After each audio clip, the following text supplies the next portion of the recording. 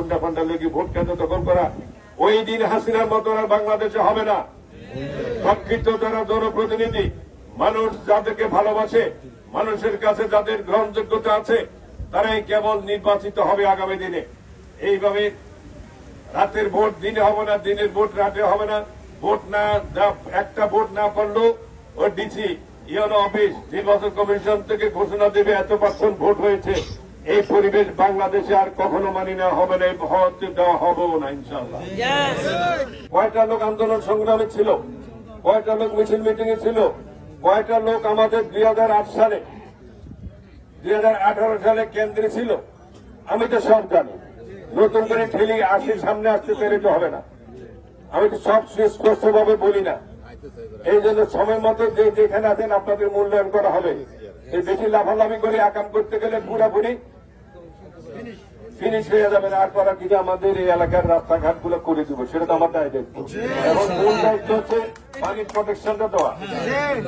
এখানে আসি লক্ষ্মীপুর থেকে রাত্রি করে মানুষ বিকেল বেলা আসি চা নাস্তাকে এক কবি হাউস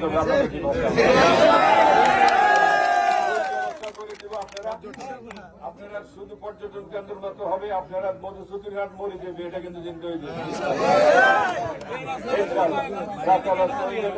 যেখানে মানুষ থাকবে, মুসিবের সাথে বা যেখানে যাওয়ার প্রয়োজন সেখানে গিয়ে এটার যাতে করে পার্মানেন্টলি সলিউশনটা হয়।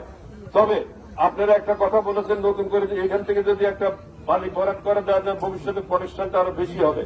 এই জিনিসটা যেহেতু বালুর অভাব নাই, বালু দিক থেকে আনা যাবে, এখানে ব্যবস্থা করলে আমার মনে আমাদের অনেক ভালো হবে। সেটার ব্যাপারে আমি তাদেরকে বলবো আজকে, যাতে করে তারা এটা সার্ভে করে দেখে, যাতে করে এই প্রজেক্টের মধ্যে, এটা প্রকল্পের মধ্যে যাতে করে অন্তর্ভুক্ত করে নেয়, যাতে করে এটা কাজ করে আমরা পার্মানেন্টলি আমাদের এই প্রবলেমটা সলভ হয়। আর ফেরির পাশে আমাদের যে লোকগুলো আছে, ইতিমধ্যে আমাদের টাকা বরাদ্দ হয়েছে এবং কাজ শুরু হবে। আমি প্রশাসনের সাথে আজকে অথবা কালকের মধ্যে বসবো, বসে আমাদের এই লোকগুলোর একটা ব্যবস্থা করা। আপাতত তারা কোথায় যাতে করে তাদের মাথা ছাই দিতে পারে, মাথা জাগানোর মতো কোথায় একটা ব্যবস্থা করে। ভবিষ্যতে রাতারাতি আর এই সমস্ত বড় বড় প্রজেক্ট করা যাবে না।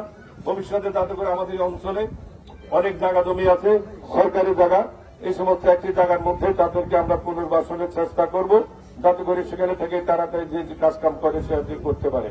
আর একটি বিষয় আমি আপনাদের নিকট সনির্বদ্ধ অনুরোধ করি, এই চরাঞ্চল হচ্ছে আল্লাহ তাআলার দোয়া চরাঞ্চল। এক কুল ভাঙ্গে আরেক কুল ঘটে, এখানে আমাদের কারো কোন রকমের অধিকার নাই। এখানে প্রশাসনকে আমি সুস্পষ্টভাবে বলে দিয়েছি, বিএনপির নাম ভাঙিয়ে বিএনপি করে, বিএনপির সাথে সম্পৃক্ত আছে এমন কোন লোক ওখানে গিয়ে যে দাঙ্গা হাঙ্গামা করে, এই সোয়াবিন লুটপাট করা, সাধারণ কৃষকের উপর অত্যাচার নির্যাতন করা, জমি দখল করা, হাট দখল করা, কি বালু কি আছে এগুলো নিয়ে হাঙ্গামা সৃষ্টি করা, আমাদের এখানে জিরো টলারেন্স। এই সমস্ত কর্মকাণ্ডের সাথে যারা করে, এরা কিন্তু বেশি লোক না, হয়তো সর্বোচ্চ 10-12 জন হবে। এদেরকে আজীবনের জন্য আমরা দল থেকে বিদায় করে দিব। এদের আর কোন দায়িত্ব আমরা আর নিব না। আন্দোলন সংগ্রাম কে কি করছেন ভালোভাবে জানি, কার কে সংগঠনের জন্য অবদান আছে, কে কয়টা মামলা খাইছেন আন্দোলন করতে গিয়ে, সেটা আমি সমস্ত মামলা দায়িত্ব আমি নিচ্ছি, আমি ব্যবহার বহন করেছি, আমি ভালোভাবে জানি। আমি স্পষ্টভাবে বলে দিতে চাই, কোন ব্যক্তির কারণে, কোন গোষ্ঠীর কারণে, যে একজনের কারণে যদি এই বিএনপির ইমেজ নষ্ট হবে, এই সমস্ত খামাখা ব্যবসা লুকিয়ে যে সরে মরে এগুলা চুরি করে, মানুষের মহিষ চুরি করে যদি আমাদের ভাবমূর্তি বিনষ্ট করতে চায়, তাদের বিরুদ্ধে আমরা কিন্তু আমাদের নেতা, আমাদের দল, আমি কোন অবস্থাতে ন্যূনতম কোন তাদের কোন স্পেস দেওয়ার কোন দলের মধ্যে কোন অবস্থা নেই, সুস্পষ্ট কথা।